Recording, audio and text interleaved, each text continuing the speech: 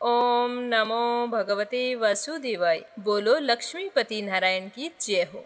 आज आषाढ़ माह के अगले अध्याय में अपने सुनते हैं भगवान श्री हरि विष्णु के परम भक्त की कहानी। तो इस कहानी को श्रद्धा भाव से पूरा सुनना और ज्यादा से ज्यादा दूसरे विष्णु भक्तों में शेयर करना।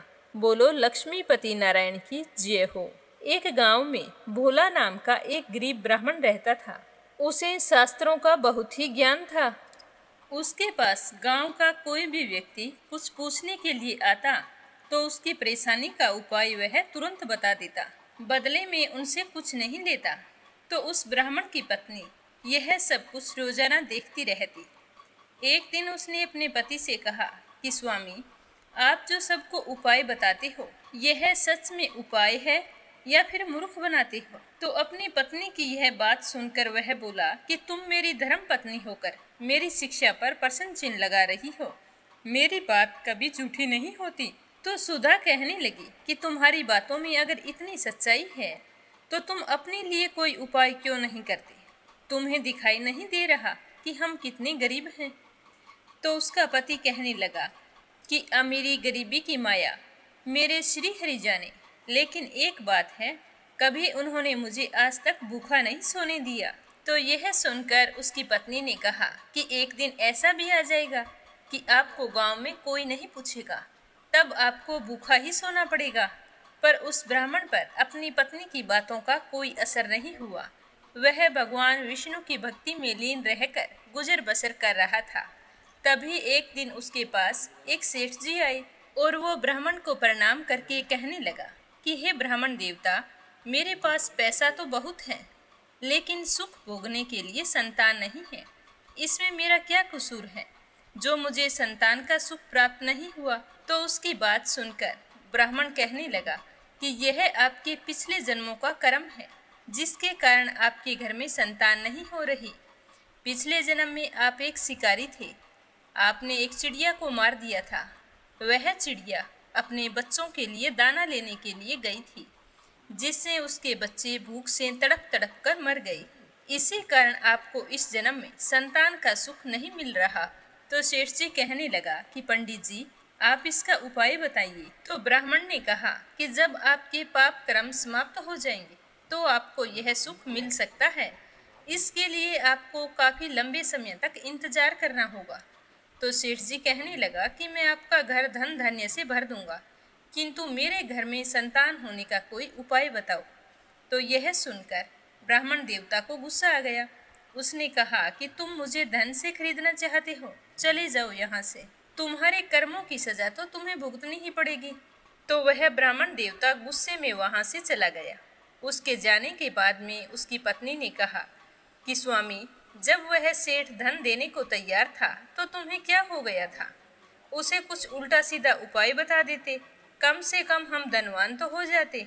तो ब्राह्मण कहने लगा कि मैं श्री हरि विष्णु का परम भक्त हूँ। झूठ बोलकर मैं पाप की कमाई नहीं कर सकता। यदि तुम्हें मेरे साथ रहना है तो रहो, नहीं तो तुम जा सकती हो। तो यह सुनकर उसकी पत्नी को गुस्सा तो बहुत आया, लेकिन वो कुछ नहीं बोली, चुपचाप अपने कामों में लगी रही।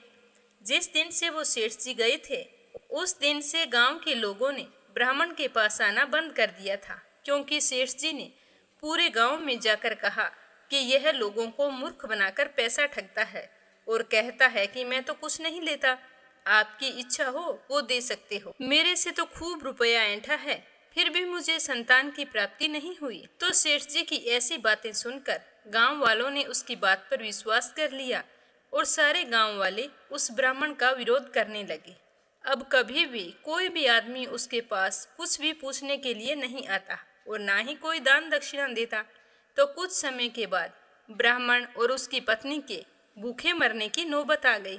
तो एक दिन सुधा ने कहा कि मैंने तुम्हें कितना समझाया था, लेकिन तुम तो अपने विष्णु भगवान के चक्कर में पड़े हो।